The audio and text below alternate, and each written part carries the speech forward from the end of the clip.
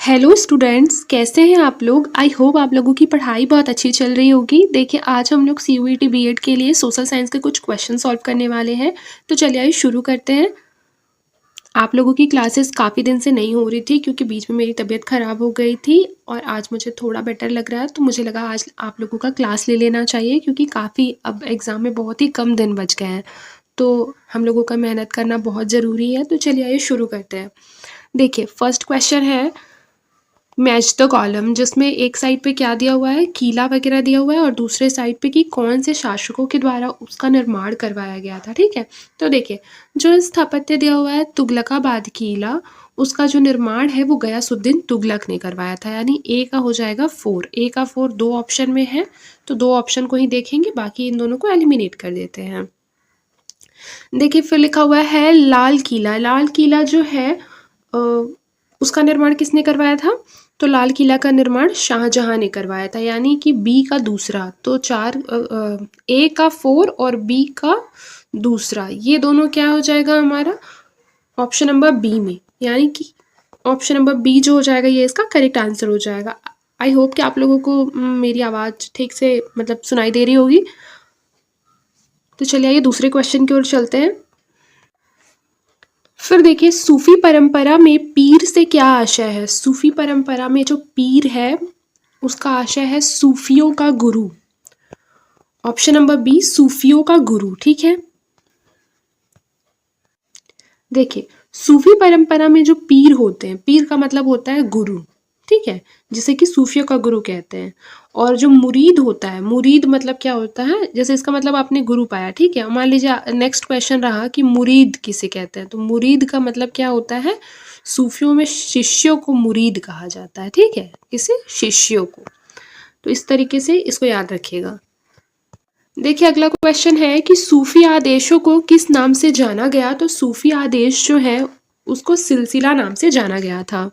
देखिए, फिर क्या लिखा है, अमीर खुसरो एक संगीतज्ञ था और इतिहासकार। ठीक है, एक संगीतज्ञ तो थे ही अमीर खुसरो, लेकिन वो उसके साथ साथ क्या थे, एक अच्छे लेखक थे, फिर विद्वान के अलावा वो इतिहासकार भी थे। अगले क्वेश्चन की ओर बढ़ते हैं। देखिए, मैच द कॉलम जो है ना वो हिस्ट्री में काफ़ी ज़्यादा पूछा जाता है, मतलब बहुत ज़्यादा पूछा जाता है, ठीक है, क्योंकि उसके पीछे का रीज़न ये भी है कि इसमें एक ही क्वेश्चन में क्या होता है, काफ़ी ज़्यादा मात्रा में जो जानकारी है वो दी गई होती है। तो देखिए, सबसे पहले लिखा हुआ है ना कि सूची 1 में संस्थापक लिखे हुए हैं और सूची दूसरे में क्या लिखा हुआ है, भक्ति संप्रदाय लिखे हुए हैं। तो आइए देखते हैं शंकर देव का संबंध किससे था, बताइए। तो जो शंकर देव थे उनका जो संबंध था वो एक शरण धर्म से था, ठीक है।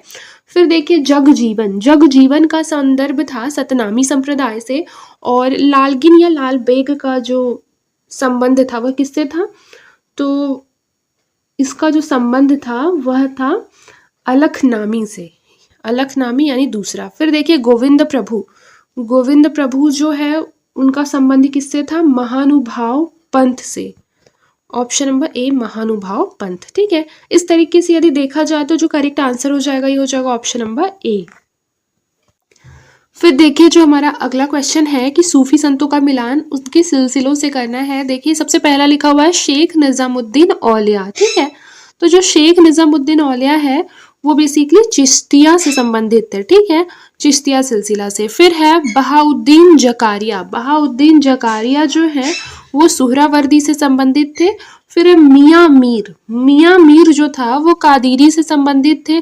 उसके बाद है अहमद सरहिंदी जो थे वो नक्शबंदी से रिलेटेड थे, यानी इसका करेक्ट आंसर हमारा क्या हो जाएगा, ये हो जाएगा हमारा ऑप्शन नंबर बी, ठीक है। देखिए, अगला क्वेश्चन है अलवार संतों का आविर्भाव निम्नलिखित में से किस आधुनिक राज्य में हुआ। तो याद रखिए, जो अलवार संत थे उनका जो आविर्भाव है वो बेसिकली तमिलनाडु में हुआ था, ठीक है, ऑप्शन नंबर ए, तमिलनाडु। देखिए, लिखा है भक्ति प्रचारक शंकर देव ने निम्न प्रादेशिक भाषाओं में किसका उपयोग करके उसे लोकप्रिय बनाया था। तो शंकर देव ने असमिया का प्रयोग किया था। किसका प्रयोग किया था, असमिया का प्रयोग किया था। देखिए, अगला क्वेश्चन क्या है कि शिवाजी के समसामयिक मराठा संत का क्या नाम है। तो उसका जो करेक्ट आंसर होगा ये हो जाएगा संत तुकाराम। फिर देखिए, एनालेक्ट्स पवित्र ग्रंथ है किसका। तो याद रखिए, जो एनालेक्ट्स है वो कन्फ्यूशियस धर्म का एक प्रमुख ग्रंथ है, ठीक है, यानी कि ऑप्शन नंबर सी इसका जो करेक्ट आंसर हो जाएगा। देखिए लिखा है तालीकोटा के युद्ध के समय विजयनगर साम्राज्य में कौन सा राजवंश का राज था, तो तुलुव राजवंश का। फिर कौन से युद्ध से विजयनगर साम्राज्य का पतन हुआ, तो याद रखिए तालीकोटा युद्ध। फिर है गोल गुंबद क्या है, तो याद रखिए गोल गुंबद जो है वो मोहम्मद आदिल शाह का मकबरा। Option number A Mohammed Adil Shah का मकबरा। देखिए लिखा है विजयनगर राज्य की स्थापना किसने की थी, तो ये क्वेश्चन काफी ज्यादा पूछा जाता है कि विजयनगर साम्राज्य की जो स्थापना है वो संगम वंश ने की थी। ठीक है, इस चीज को याद रखिएगा। और विजयनगर की स्थापना संगम वंशीय शासक अगर पूछ दिया तो शासक हरिहर एवं बुक्का द्वारा की गई थी 1336 में। कब, तो 1336 में। डेट भी याद रखिएगा, डेट भी कभी कभी पूछ देता है। ठीक है, 1336 ईस्वी। विजयनगर के शासकों ने प्रोत्साहित किया, विजयनगर के शासकों ने प्रोत्साहित किया था तमिल को, तेलुगु को एवं संस्कृत को। Option number C. देखिए फिर थर्ड क्वेश्चन है कि गोवा के महत्वपूर्ण किले को बहमनियों से छीनने वाला प्रथम विजयनगर शासक कौन था, तो इसका जो करेक्ट आंसर हमारा हो जाएगा थर्ड क्वेश्चन का, बताइए क्या हो जाएगा, बताइए। तो जो इसका करेक्ट आंसर हो जाएगा होगा ऑप्शन नंबर ए हरिहर द्वितीय ने। ठीक है, गोवा के महत्वपूर्ण किले को बहमनियों से छीनने वाला प्रथम विजयनगर शासक था हरिहर द्वितीय। ये क्वेश्चन जो है ना पीवाईक्यू में काफी बार पूछा जाता है, अब आपने देखा होगा, और हर एग्जाम में पूछा जाता है। लिखा है कि 1420 ईस्वी में विजयनगर साम्राज्य में आने वाले इटली के यात्री का क्या नाम था, तो ये था निकोलो डी कोंटी। ठीक है, निकोलो डी कोंटी। फिर देखिए लिखा है कृष्णदेव राय ने कौन सी पुस्तक लिखी थी, तो कृष्णदेव राय ने अमुक्त माल्यद नाम की एक पुस्तक लिखी थी, अमुक्त माल्यद। तेलुगु कृति अमुक्त माल्यद का लेखक कौन था, बताइए। तेलुगु कृति अमुक्त माल्यद का लेखक कौन था, तो उसका जो करेक्ट आंसर हमारा हो जाएगा ये हो जाएगा ऑप्शन नंबर डी कृष्णदेव राय। निम्न में से कौन सी साहित्यिक कृति कृष्णदेव राय ने लिखी थी, तो अमुक्त माल्यद। ये भी बहुत बार पीवाईक्यू में पूछा गया है। अमुक्त माल्यद किसका कार्य है, तो याद रखिए अमुक्त माल्यद जो है वो कृष्णदेव राय का कृति है। विजयनगर के मध्यकालीन नगर को आजकल क्या कहते हैं, तो हम्पी। देखिए लिखा है तालीकोटा की प्रसिद्ध लड़ाई कब हुई थी, तो 1565 में तालीकोटा की प्रथम लड़ाई हुई थी। और याद रखिएगा विजयनगर साम्राज्य एवं दक्षिण राज्यों के मध्य लड़ा गया था, जिसमें कि बीजापुर, बीदर, अहमदनगर, गोलकुंडा इत्यादि आते हैं। ठीक है, देखिए लिखा है मरमर विधि से गोल गुंबज का निर्माण किस शासक के द्वारा किया गया था, तो मरमर विधि जो है उससे गोल गुंबज का निर्माण किस शासक के द्वारा किया गया था, तो उसका जो करेक्ट आंसर हो जाएगा ये हो जाएगा option number B Mohammed Adil Shah द्वितीय। फिर देखिए क्या लिखा हुआ है यहाँ पर, इसके सॉल्यूशन को भी पढ़ लेते हैं। इसका जो करेक्ट आंसर हो जाएगा ये हो जाएगा ऑप्शन नंबर बी। ठीक है, इन्होंने ही गोल गुंबज का निर्माण कराया था, किसने, मोहम्मद आदिल शाह द्वितीय ने। देखिए कर्नाटक राज्य के बीजापुर में स्थित गोल गुंबज के निर्माण का जो कार्य है वो बहमन शासक मोहम्मद आदिल शाह द्वितीय के शासनकाल के दौरान ही प्रारंभ किया गया था, किंतु इसका निर्माण जो है वो अली आदिल शाह द्वितीय के शासनकाल के दौरान पूर्ण हुआ था। मोहम्मद आदिल शाह की मृत्यु के बाद इसी में दफनाया गया था, इस कारण इसे मोहम्मद आदिल शाह के मकबरे के नाम से भी जाना जाता है। देखिए फिर अगला क्वेश्चन है निम्नलिखित बहमन शासकों में से बीजापुर में प्रसिद्ध गोल गुंबज का निर्माण किसने किया था, तो इसका जो करेक्ट आंसर हो जाएगा ये हो जाएगा option number A Mohammed Adil Shah. Gol Gumbaz कहाँ है, बताइए गोल गुंबज कहाँ है, तो याद रखिए गोल गुंबज जो है वो बीजापुर में है। फिर देखिए ये भी काफी इजी सा क्वेश्चन है, ऊपर वाले क्वेश्चन की तरह ही है। बीजापुर अपनी किस चीज के लिए फेमस है, तो याद रखिए गोल गुंबज के लिए। निम्नलिखित में से किस राजवंश ने बीजापुर में स्वतंत्र शासन की स्थापना की थी, तो याद रखिए किस राजवंश ने बीजापुर में स्वतंत्र शासन की स्थापना की थी, आदिल शाही। ऑप्शन नंबर सी आदिल शाही।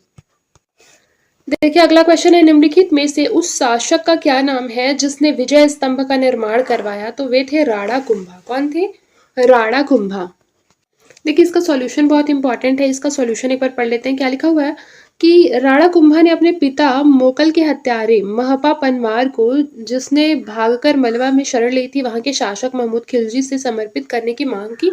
महमूद खिलजी द्वारा हत्यारे को समर्पित करने से इनकार करने पर राणा कुंभा ने युद्ध की घोषणा कर दी थी और महमूद खिलजी को पराजित करके युद्ध बंदी के रूप में चित्तौड़ ले आया। इस विजय की स्मृति में कुंभा ने चित्तौड़ में कीर्ति स्तंभ एवं विजय स्तंभ का निर्माण करवाया था। देखिए लिखा है कि इसे ही हिंदू देवशास्त्र का चित्रित कोश भी कहते हैं और इस स्तंभ की गणना भारत में सबसे आश्चर्यजनक मीनारों में की जाती है। इसका कुछ अंश लाल पत्थर और कुछ संगमरमर का बना है। अनेक हिंदू देवी देवताओं के चित्र इसकी शोभा बढ़ाते हैं और इन चित्रों के नीचे लेख उत्कीर्ण है। देखिए लिखा है चित्तौड़ का कीर्ति स्तंभ किसने बनवाया था? तो चित्तौड़ का जो कीर्ति स्तंभ है वो राणा कुंभा ने बनवाया था। किसने बनवाया था? राणा कुंभा ने। देखिए लिखा निम्नलिखित में से किसने बीदर में मदरसे का निर्माण करवाया था? तो महमूद गवा ने बीदर में मदरसे का निर्माण करवाया था। देखिए लिखा है बीदर में मदरसे का निर्माण महमूद गवा ने करवाया था। महमूद गवा मोहम्मद तृतीय के शासनकाल में ख्वाजा जहां की उपाधि धारण कर प्रधानमंत्री बना था। महमूद गवा ने बीदर में एक महाविद्यालय की स्थापना की। महमूद गवा के पत्रों का संग्रह रौजत उल इंशा के नाम से जाना जाता है। सुविख्यात कोहिनूर हीरा किस खान से निकाला गया था? बताइए, कोहिनूर हीरा जो है वो किस खान से निकाला गया था? तो याद रखिएगा गोलकुंडा की जो खान है उससे निकाला गया था। ठीक है, ऑप्शन नंबर डी गोलकुंडा। देखिए यहाँ पर कुछ इंपॉर्टेंट फैक्ट है, उसको पढ़ लीजिए। सबसे पहले लिखा हुआ है मध्यकालीन भारत में किसने पहली बार युद्ध में तोपों का इस्तेमाल किया था? तो बाबर ने किया था। ये तो काफी इंपॉर्टेंट क्वेश्चन हो जाता है क्योंकि पहली बार है ना। फिर देखिए पानीपत की लड़ाई में बाबर ने किसकी सेना का सामना किया था? इब्राहिम लोदी का। फिर भारत में मनसबदारी की प्रथा किसने शुरू की? काफी इंपॉर्टेंट क्वेश्चन है। अकबर ने। अबुल फजल की सूफी संत के पुत्र थे, तो अबुल फजल शेख मुबारक के पुत्र थे। फिर देखिए किस लेखक ने अकबर के दीने इलाही को उसकी मूर्खता का न कि बुद्धिमत्ता का स्मारक कहा है? तो ये हो जाएगा विसेंट स्मिथ। फिर देखिए जहांगीर के काल में मुगल दरबार में आने वाला पहला अंग्रेज कौन था? तो ये थे कैप्टन विलियम हॉकिंस। फिर देखिए शाहजहां के शासनकाल में कौन सा विदेशी यात्री भारत आया था? तो इसका जो करेक्ट आंसर हो जाएगा ये हो जाएगा मनुची। ताजमहल को संगमरमर में स्वप्न यानी अ ड्रीम इन मार्बल कहा जाता है। किस स्मारक को पत्थर में स्वप्न कहा जाता है? पंचमहल को पत्थर में स्वप्न कहा जाता है। देखिए लिखा है वर्ष 1665 में पुरंदर की संधि का जो प्रत्यक्ष उद्देश्य है वो क्या था? तो शिवाजी एवं बीजापुर के सुल्तान के बीच विवाद के बीज बोना। देखिए हमारा अगला क्वेश्चन क्या है? अगला क्वेश्चन है भारत का प्रथम मुगल बादशाह कौन था? तो भारत का प्रथम मुगल बादशाह बाबर था। देखिए लिखा है पानीपत की पहली लड़ाई किस वर्ष लड़ी गई थी? तो पानीपत की जो पहली लड़ाई है वो 1526 में लड़ी गई थी। बाबर ने तुजुक ए बाबरी नामक अपने संस्मरण किस भाषा में लिखे हैं? तो तुर्की भाषा में लिखे हैं। ठीक है, आपको पता चल गया तुजुक ए बाबरी किसने लिखा है? बाबर ने लिखा है, तुर्की भाषा में लिखा है। देखिए दिल्ली में मुगल साम्राज्य की नींव निम्नलिखित में से किस लड़ाई के परिणाम स्वरूप पड़ी है? तो उसका जो करेक्ट आंसर हो जाएगा ये हो जाएगा ऑप्शन नंबर डी पानीपत की पहली लड़ाई, ऑप्शन नंबर डी। ठीक है, देखिए यहाँ पर कुछ इंपॉर्टेंट है कि पानीपत की प्रथम लड़ाई के बाद भारत में मुगल शासन की नींव पड़ी और यह युद्ध 21 अप्रैल 1526 को बाबर और इब्राहिम लोदी के बीच हुआ, जिसमें इब्राहिम लोदी की पराजय हुई एवं बाबर ने दिल्ली पर अधिकार कर मुगल साम्राज्य की स्थापना की। इस युद्ध में बाबर ने पहली बार तुलगमा युद्ध नीति का प्रयोग किया। तो ये क्वेश्चन भी एग्जाम में आता है कि तुलगमा युद्ध नीति का प्रयोग सबसे पहले किस शासक ने किया था? तो उसका जो करेक्ट आंसर हो जाएगा ये हो जाएगा बाबर ने। देखिए यहाँ लिखा है निम्नलिखित में से किसका अपने समकालीन मुगल बादशाह के साथ मिलान गलत हुआ है? तो देखिए राणा सांगा बाबर ठीक है, पृथ्वीराज चौहान अकबर गलत है क्योंकि पृथ्वीराज चौहान मोहम्मद गौरी होगा, जुझार सिंह शाहजहां, जसवंत सिंह औरंगजेब, यानी ऑप्शन नंबर बी क्या है? गलत मैच है। फिर देखिए हमारा जो अगला क्वेश्चन है वो है भारत में सबसे पहले तोप खाने का प्रयोग किसने किया था? तो ये भी काफ़ी इम्पोर्टेंट क्वेश्चन है, तो याद रखिए भारत में सबसे पहले तोप खाने का प्रयोग बाबर ने किया था, ठीक है, याद रखिएगा। और बाबर ने मुगल वंश की स्थापना भी की थी। बाबर को भारत पर आक्रमण करने का निमंत्रण पंजाब के शासक दौलत खान लोधी एवं मेवाड़ के शासक राणा सांगा ने दिया था। बाबर ने भारत पर 5 बार आक्रमण किया था। बाबर को मुबइया नामक पद्य शैली का जन्मदाता माना जाता है और इसे कलंदर की उपाधि भी दी गई थी। ये तो काफ़ी इम्पोर्टेंट है, इसको याद रखिएगा कि कलंदर की उपाधि किसकी थी? बाबर की। किसकी? बाबर की थी। बार-बार अच्छी तरीके से याद कर लेंगे कि कलंदर की उपाधि जो थी वो बाबर को मिली हुई थी, ठीक है?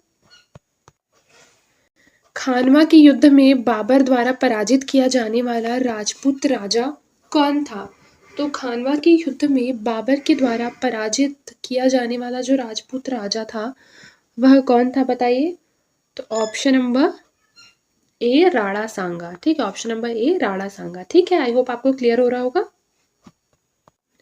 देखिए क्या लिखा है, बाबर की मृत्यु कहाँ हुई थी? तो याद रखिए कि जो बाबर की मृत्यु है ना वो कहाँ हुई थी? आगरा में हुई थी। याद रखिएगा इस चीज़ को, ठीक है। और कब हुई थी? तो याद डेट भी याद आता है कभी कभी। तो 26 दिसंबर 1527 को, ठीक है। इसमें बाबर की मृत्यु हुई थी, सॉरी 1530 को हुई थी, ठीक है, याद रखिएगा। और याद रखिएगा कि प्रारंभ में नूर अफगान यानी आधुनिक आराम बाग में उन्हें दफनाया गया था, लेकिन बाद में फिर उनके द्वारा चुने गए स्थान काबुल में उन्हें दफना दिया गया था। देखिए अगला क्वेश्चन क्या है, पुराना किला किसने बनवाया था?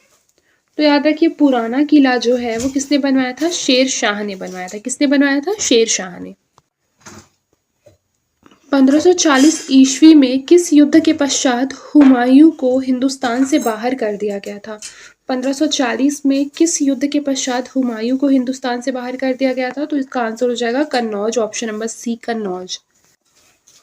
चौसा का युद्ध 1539 में हुमायूं को पराजित करने के बाद शेर खान ने शेर शाह की उपाधि धारण की, जबकि इसने 1540 ईस्वी में हुमायूं को कन्नौज के युद्ध में परास्त कर दिल्ली का सिंहासन प्राप्त कर लिया।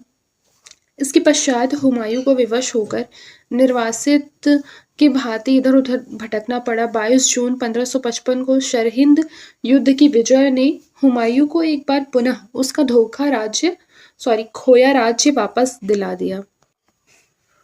हुमायूं को किस लड़ाई में पराजय के बाद भारत से भागना पड़ा था? तो याद रखिए 11th का हो जाएगा। हुमायूं को किस लड़ाई में पराजय के बाद भारत से भागना पड़ा था? तो याद रखिएगा Kannauj, option number B Kannauj. अब अगर क्वेश्चन ये आए कि कन्नौज का युद्ध किस वर्ष में लड़ा गया था? तो 1540। देखिए लिखा है दिल्ली में हुमायूं का मकबरा किसने बनवाया? तो दिल्ली में हुमायूं का मकबरा हाजी बेगम ने बनवाया था। किसने बनवाया था? हाजी बेगम ने। हाजी बेगम कौन थी बताइए? तो हुमायूं की पत्नी थी हाजी बेगम। हाजी बेगम कौन थी? हुमायूं की वाइफ थी, ठीक है, हुमायूं की ये थी वाइफ। मेधावी राजस्व अधिकारी टोडरमल ने किसके अधीन सेवा की थी? मेधावी राजस्व अधिकारी टोडरमल ने किसके अधीन सेवा की थी बताइए? इसका करेक्ट आंसर हो जाएगा शेर शाह के अधीन, option number D Sher Shah. Kalanaur में राज्याभिषेक के समय अकबर की आयु कितनी थी? कलानौर में राज्याभिषेक के समय अकबर की आयु कितनी थी? तो इसका जो करेक्ट आंसर हमारा हो जाएगा वो क्या हो जाएगा बताइए? ऑप्शन नंबर ए 13 वर्ष। महाभारत का फारसी अनुवाद किसने किया था? तो महाभारत का फारसी अनुवाद किसने किया था? तो उसका जो करेक्ट आंसर हो जाएगा ये हो जाएगा बदायूनी। रामायण का अनुवाद फारसी में किसने किया था? तो रामायण का जो अनुवाद है वो फारसी में बदायूनी ने किया था। रामायण का फारसी अनुवाद 1589 में अब्दुल कादिर बदायूनी ने किया था। बदायूनी जो है अकबर के महत्वपूर्ण दरबारी इतिहासकारों में से था। वह बदायूं रहने वाला था। उसने मुनखब उल तवारीख नामक ग्रंथ की रचना की थी, ठीक है, बदायूनी ने। और वह एक कट्टर सुन्नी मुसलमान था और उसने प्रत्येक चीज को शरअ के तराजू पर तौला था। देखिए हमारा जो अगला क्वेश्चन है वो है कि वह प्रसिद्ध जैन विद्वान कौन था जिसका अकबर बहुत सम्मान करता था। तो याद रखिए हरि विजय जो थे अकबर उनका बहुत सम्मान करते थे, ठीक है। और हरि विजय सूरी को ही अकबर द्वारा जगत गुरु की उपाधि दी गई थी, ठीक है, याद रखिए। हरि विजय की कौन सी उपाधि थी? जगत गुरु की, ठीक है, इसको नोट डाउन कर लीजिएगा। देखिए अगला क्वेश्चन है दिन ए इलाही बनाने का मूल उद्देश्य क्या था? बताइए, दिन ए इलाही बनाने का मूल उद्देश्य क्या था? तो उसका जो करेक्ट आंसर हो जाएगा ये हो जाएगा विश्व बंधुत्व। आईने अकबरी पुस्तक का लेखक कौन है? तो आईने अकबरी पुस्तक का जो लेखक है वो कौन है? ऑप्शन नंबर बी अबुल फजल। फिर देखिए अकबरनामा किसने लिखा था? तो जो अकबरनामा है वो ऑप्शन नंबर सी अबुल फजल ने लिखा था। अकबरनामा किसने लिखा था? अबुल फजल ने लिखा था। आज के लिए बस इतना ही, मिलते हैं नेक्स्ट क्लास में, तब तक के लिए अपना ख्याल रखें और मन लगाकर पढ़ाई करते हैं।